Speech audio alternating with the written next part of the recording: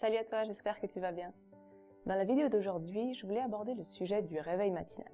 Pour de nombreuses personnes, le matin est le moment le plus difficile de la journée. Relancer la machine, sauter du lit, sortir du brouillard. Autant de petites étapes qui demandent beaucoup d'efforts.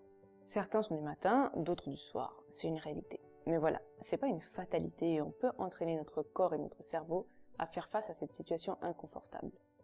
Comment ? Eh bien, en apportant de petits changements dans ton mode de vie actuel pour que cette nouvelle habitude puisse s'installer durablement.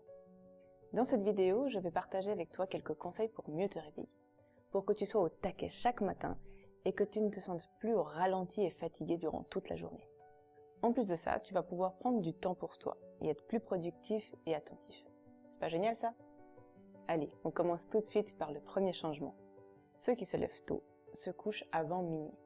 Il s'agit plus là d'un rappel que d'un conseil. Mais si tu commences à te réveiller plus tôt, tu seras forcément fatigué plus tôt. Beaucoup de personnes, et je sais pas si c'est ton cas aussi, ont des soirées aussi remplies que leur journée. Il faut faire attention avec ça et lutter contre cette tendance à toujours vouloir combler tous les vides. C'est super important d'avoir des fins de journée tranquilles sans aucune obligation. Tu dois impérativement respecter ton corps et son besoin de repos pour recharger ses batteries. Si t'es pas une personne du matin, trouve-toi une routine du soir pour réussir à t'endormir plus tôt. Ça ne pourra que t'aider à te réveiller dans de meilleures conditions le lendemain. Et sache que si tu cherches à mener un style de vie plus sain, le sommeil est un élément fondamental de la recette du succès et tu ne pourras pas y échapper. Deuxième changement. Stop aux alarmes crise cardiaque. L'une des pires choses que tu puisses faire subir à ton système nerveux, c'est de te réveiller avec une alarme agressive. Ton cerveau n'a vraiment pas besoin de ça. Si pour toi il n'y a que ça pour te faire sortir du lit, c'est que t'as pas assez dormi et que t'es vraiment encore extrêmement fatigué au réveil. Si tu dors le nombre d'heures minimum nécessaire à ton corps pour qu'il puisse se recharger, alors une musique tout en douceur sera une bien meilleure option. Ton réveil sera plus agréable et ton humeur bien plus joyeuse. Essaye dès demain si ce n'est pas encore déjà fait. Troisième changement, laisse entrer le soleil. Personnellement, je donne toujours le conseil de dormir avec des rideaux occultants. Spécialement si tu habites en ville et que la lumière des lampadaires éclaire directement dans ta chambre. Ça peut clairement retarder ton endormissement, mais le problème c'est que pour se réveiller, l'idéal c'est d'avoir la lumière du jour qui entre dans la pièce. La lumière du matin donne à ton cerveau le signal de se réveiller, tandis que l'obscurité totale t'invite à rester dans un sommeil profond. Le problème c'est que selon la saison et à l'heure à laquelle tu te lèves, il fait encore nuit. Mais j'ai une solution pour ça. Et ça consiste à investir dans un simulateur d'aube. Ça coûte pas très cher et t'en trouves plein d'occasions sur le bon coin pour 3 fois rien. Mais si tu tiens à ta déco comme moi, il existe une meilleure solution. Je trouve que le design de ces simulateurs n'est vraiment pas top. Alors moi ce que j'ai préféré faire, c'est d'investir dans des ampoules d'immeubles connectées que tu peux piloter directement depuis ton smartphone. Celles que j'ai achetées sont de la marque Philips et on les trouve dans tous les magasins de bricolage. C'est vraiment super pratique parce que ça te permet de garder tes lampes de chevet actuelles sans avoir besoin de rajouter une autre lampe un peu moche à côté. Et ensuite, ça te permet depuis ton smartphone, de programmer l'allumage de ta lampe, par exemple à 2% d'intensité, 30 minutes avant que ton réveil sonne, pour atteindre les 100% d'intensité au moment où tu dois te lever. Franchement, moi je suis super fan de ce système et je trouve que ça marche à merveille, donc je te conseille vraiment d'essayer. Quatrième changement, l'odorat, un sens à ne pas oublier. Juste avant, on a parlé de l'importance qu'ont le son et la lumière, qui font appel au sens de l'ouïe et de la vue. Mais on oublie bien trop souvent le sens de l'odorat.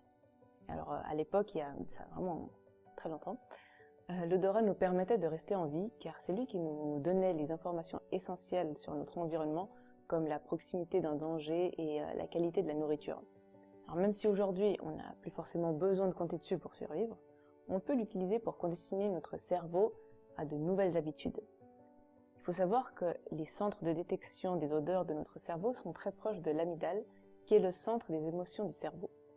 Je pense que ça t'est déjà arrivé de sentir une certaine odeur qui te plonge instantanément dans un souvenir d'enfance. L'idée ici, c'est d'associer le réveil à une odeur matinale qui te fait du bien et qui va te motiver à te lever. Pour certains, ça sera une bonne odeur de café ou un jus d'orange fraîchement pressé ou l'odeur du pain grillé. Moi perso, je me couche déjà en pensant à mon café du matin. J'aime tellement ça que même si je sais que je vais avoir une dure journée, le plaisir de boire mon café me motive à sortir du lit instantanément. Ça marche super bien pour moi. Cinquième changement, lève-toi, un point c'est tout. Quel que soit ton niveau de fatigue au réveil, lève-toi. On t'a peut-être déjà donné ce conseil, mais c'est une réalité que je me dois de te rappeler. Il y a de fortes chances pour que tu appuies sur la touche snooze si tu as ton téléphone ou ton réveil juste à côté de ton oreiller. C'est une évidence. Moi, ce que je fais, c'est que je dépose mon téléphone dans ma salle de bain qui est juste à côté de ma chambre, et quand le réveil sonne, je suis obligée de me lever. Après ça, j'ai fait le plus dur. Je suis debout, donc à quoi bon retourner dans mon lit? J'enchaîne direct avec ma routine du matin, et c'est parti. 6e et dernier changement, trouve ta routine plaisir du matin. Si tu associes ton réveil à un moment désagréable, forcément, ça va être difficile pour toi de bien commencer ta journée. Si tu t'obliges à te lever tôt pour aller courir alors que tu détestes ça, tes bonnes résolutions n'ont aucune chance de tenir dans le temps. Je suis maman d'une petite fille de 4 ans et le matin son réveil sonne à 7 heures. J'ai défini après plusieurs tests que le temps nécessaire pour effectuer ma routine était de 45 minutes. Donc chaque matin, je me lève à 6h15. Si je reste au lit plus longtemps, je sais que je n'arriverai pas à tout faire, que je vais commencer ma journée en bâclant des tâches, je vais être stressée et ça va clairement m'énerver et en plus, ça va me décevoir. Alors, pas le choix, faut que je me lève à l'heure prévue et c'est tout. Il n'existe pas de routine universelle, on est tous différents, donc il n'y a pas vraiment de juste ou de faux. Le principal, c'est que tu prennes du temps pour toi juste après t'être levé et que tu fasses quelque chose qui te fasse du bien. C'est pas plus compliqué que ça. N'oublie pas que ta vie est entre tes mains et que tu es la seule personne responsable de ce qui t'arrive. Fixe-toi des priorités et mets en place ces 6 nouvelles habitudes. Essaie pendant une semaine et fais-moi un retour d'expérience en commentaire. Je serais curieuse de voir comment ça s'est passé. Tu verras qu'en peu de temps, tu réussiras à te lever plus rapidement et tu te sentiras plus énergique dès ton réveil. Si tu as aimé cette vidéo, soutiens-moi avec un petit pouce bleu et n'oublie pas de t'abonner à ma chaîne pour ne rien manquer. Belle journée à toi et à tout bientôt.